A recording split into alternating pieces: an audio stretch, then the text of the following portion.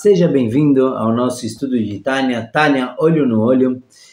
Tivemos problemas técnicos na gravação das últimas duas aulas com o público, então aqui a gente vai abordar, mesmo que talvez de forma resumida, mas para a gente conseguir ter todo o Hemshech, toda a continuação do Tânia. Neste momento estamos no meio do capítulo 23, e o que falamos até agora é como, quando uma pessoa cumpre uma mitzvah, um preceito divino, ele se torna uma merkavá, uma carruagem divina. Ou seja, Deus tem uma vontade de que se faça tal ação no mundo. Por exemplo, de que se coloque tefilim. Então, quando a pessoa coloca o tefilim, ele está anulando o seu corpo e sua vontade, a vontade divina. Logo, é uma merkavá, uma carruagem. Assim como uma carruagem obedece instantaneamente ao cocheiro. Muito bem. É sabido que quando uma pessoa cumpre uma mitzvah, ela tem uma energia divina que ela atrai aqui para baixo. E na aula contamos a história do rabino da Índia, que ele contou que certa vez veio um mochileiro, um pessoal que sai da tzavá, eles acabam o exército e aí vão passear pelo mundo, se encontrar um pouquinho. E esse mochileiro perdeu a mochila dele, os documentos, a carteira, tudo, ele foi roubado. Então, claro, para onde que uma pessoa vai quando ele tem um problema desses? Para a polícia? Quem vai ajudar? Vai para o Beit Chabad, na sinagoga, vão ajudar ele, vão recebê-lo.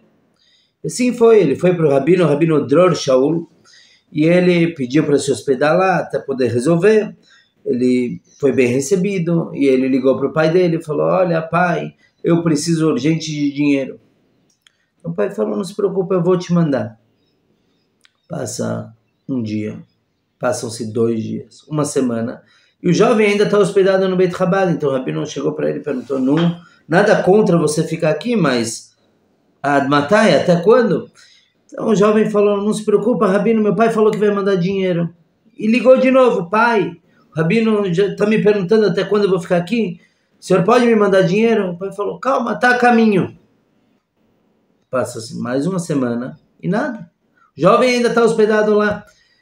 Então o rabino já começa a ficar um pouco impaciente. Uma coisa é receber alguém por um imprevisto, outra é o cara fazer o uso capião do lugar.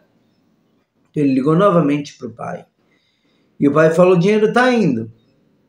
O jovem não aguentou mais: pai, o senhor há 3 semanas fala que o dinheiro está chegando. Cadê? O pai resolveu mudar de assunto. Ele falou: olha, meu filho, como que foi a viagem? Sei que você foi roubado, mas como que está por aí? E você tem conseguido rezar todo dia? Você levou teu tefilim? O filho falou: levei, estou rezando, sim. E o pai perguntou de novo: você realmente está rezando todo dia? O jovem falou: sabe o que? Eu tenho que assumir que desde que eu cheguei na Índia, eu não rezei. Mas pai, não muda o assunto. Eu preciso de dinheiro, eu preciso voltar para a terra, para Israel. E o pai falou: não se preocupa, o dinheiro está chegando. Vai, faz a tua parte, vai rezar, vai ajudar aí no Beit Chabad. No dia seguinte, o jovem pensou: poxa, meu pai pediu para eu rezar, para pôr o tefilim, vou colocar o tefilim. Quando ele abriu o saquinho, o cartão de crédito estava lá. O pai tinha escondido um cartão dentro do saquinho do tefilim, e assim o pai tinha razão, o dinheiro está chegando, basta você colocar tefilim. Quando nós cumprimos uma mitzvah, nós estamos atraindo uma energia divina para o mundo e nós somos carruagem para Deus. Agora, como prometido no final da última aula, a gente vai ver uma conexão muito mais profunda. É verdade que cumprir uma mitzvah nos conecta como uma carruagem, só que tem algo que nos faz nos unir de tal forma a Deus que não tem diferença. Carruagem, você vê o cocheiro e você vê a carruagem. Agora a gente vai ver uma forma que nos une de um jeito muito mais profundo. E assim segue o Tânia. Quando uma pessoa ele medita, ele pensa em palavras de Torá no seu intelecto. E quando ele usa a sua boca para pronunciar a Torá, como estamos fazendo agora, ele tem uma conexão muito maior. Por quê? Porque temos 3 roupagens na alma: pensamento, fala e ação. Ação é a roupagem mais exterior, certo? Mais distante da alma. Pensamento e fala são muito mais conectados, como a gente já viu no Tânia mais para trás. Então, o pensamento e a fala são roupagens pnimiim, mais íntimas da alma. E quando a pessoa então usa dessas duas vestimentas para estudar a Torá, que é a vontade divina, ele se une com uma união completa. Ele se une numa união total com a vontade divina. Ele não é apenas uma carruagem. A carruagem apenas obedece, mas não é unida, apenas obedece. Quando a pessoa estuda a Torá, medita em Torá, automaticamente ele se torna um só com Deus. É diferente do que as mitzvot. E é uma união muito mais profunda do que o corpo com a alma. O corpo com a alma, eles são unidos de forma tal que o corpo não tem vitalidade nenhuma sem a alma. Mas o corpo obedece à alma. A gente já falou para trás que quando a alma tem um desejo de mover a mão, a pessoa não precisa nem pensar em mexer a mão, automaticamente ela se move. Então é como um merkavá, uma carruagem, mas a união do intelecto da pessoa com Deus, quando ele está estudando Torá, é muito mais profundo. Se vocês se recordam, a gente viu no capítulo 4 do Tânia também sobre esse assunto desse tipo de união. E o que é então a vontade divina? Eu cumpri a mitzvah e eu estou estudando a Torá. Qual é a vontade divina? Kiratzon Elyon, a vontade divina é a própria alahá, é o próprio estudo, a lei que ele está estudando. Mitzvot são importantes. Uma pessoa nunca pode falar que ele não vai cumprir uma mitzvah porque estudar a Torá é mais importante. Não. Mas a união é mais profunda. E a mitzvah, então, o que é a mitzvah?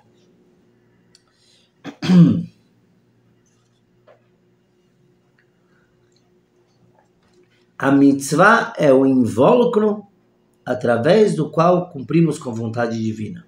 Imaginem vocês uma pessoa que quer construir uma casa. Ele contrata os pedreiros, os trabalhadores. E ele fala para cada trabalhador exatamente o que ele espera dele. Então eu quero que você coloque a porta dessa cor e a parede fique em tal ângulo. Tudo isso é importante. Mas a verdadeira vontade do construtor, de quem está construindo a casa, não é o trabalho individual de cada trabalhador, mas sim a conclusão. Então, quando nós cumprimos a mitzvah, o tefilin, por exemplo, o foco não é o próprio tefilin, é que está se cumprindo com a vontade divina. É isso que Hashem quer. Então, existe a vontade como ela se expressa no plano físico, o construtor construindo a casa. Existe a vontade íntima do dono da casa de que ela exista.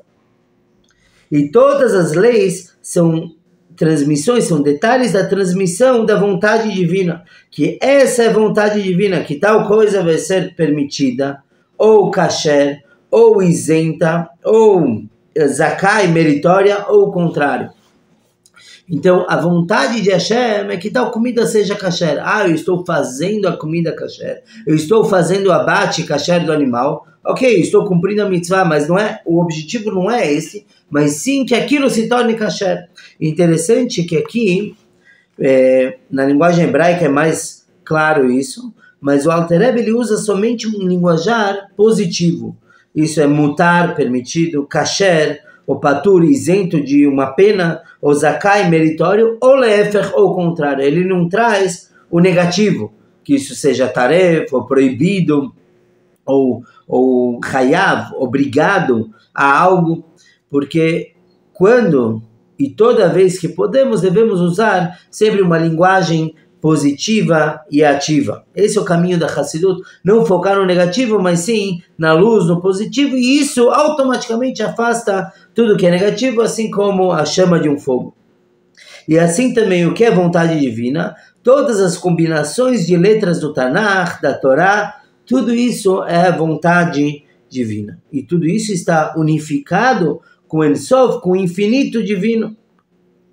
Por quê? Porque já falamos mais para trás, e o Tânia traz aqui novamente, que Hu a Yodea, Hu Amadá, isso a gente falou no capítulo 4, que Deus ele não conhece algo alheio dele, porque não existe nada além dele. Então, a Torá e Deus, isso consta no Zohar, a Torá e Deus é uma coisa só. Então, quando Deus expõe na Torá uma lei, aquilo é Deus, aquilo é Ele próprio. Como a gente fala na primeira palavra dos 10 mandamentos, Anohi, eu, Anohi, é o Rashei Tevot, é o acróstico de Ananafshi, Tavit e Avit. Eu, a minha alma, eu, a minha alma, escrevi e entreguei. Isso é a Torá, é a própria alma de Deus, quer dizer, Deus mesmo.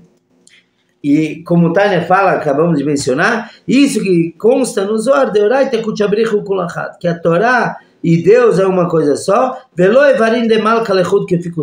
e não apenas órgãos do rei, como são as mitzvot. Então a mitzvah é um órgão do rei. Como a gente já explicou na aula passada e na anterior, que o órgão ele apenas obedece, mas não é a essência. Então minha mão, ela me obedece, mas não é essencial a mim. Tem órgãos que são essenciais, e a gente já falou que não necessariamente eles são considerados órgãos nos 248 órgãos do corpo, porque eles não obedecem à mente, necessariamente. Mas os outros órgãos são importantes, mas não vitais. Assim como as mitzvot. Não estou falando que tem mitzvot que não são importantes, que não devem ser cumpridas ou podem não ser cumpridas. Claro que não, mas em relação à Torá, a Torá é o próprio Deus e não apenas uma extensão dele. A gente entende isso nas mitzvot quando pensamos que o fato do meu corpo cumprir com algo que minha alma quer que eu mova a mão ou o pé, eu vou fazer isso instantaneamente, não transforma o meu corpo em alma. O corpo continua sendo corpo, a alma continua sendo alma, o corpo se anulou para a vontade da alma. No estudo da Torá é como se o corpo mesmo se transformasse na alma. Claro que isso não é possível, mas é apenas para exemplificar. E uma vez que a vontade divina, unida com o En Sof, com o infinito de Deus, é completamente unido, então isso é revelado na alma. Não está oculto. Então, uma vez que essa vontade divina está unida à alma, quando a pessoa usa a vestimenta da alma, que é o pensamento e a fala, para expressar essa vontade, automaticamente ele une tudo isso com Deus. Isso acontece na pessoa que está fazendo, ou melhor, está estudando e meditando na Torá.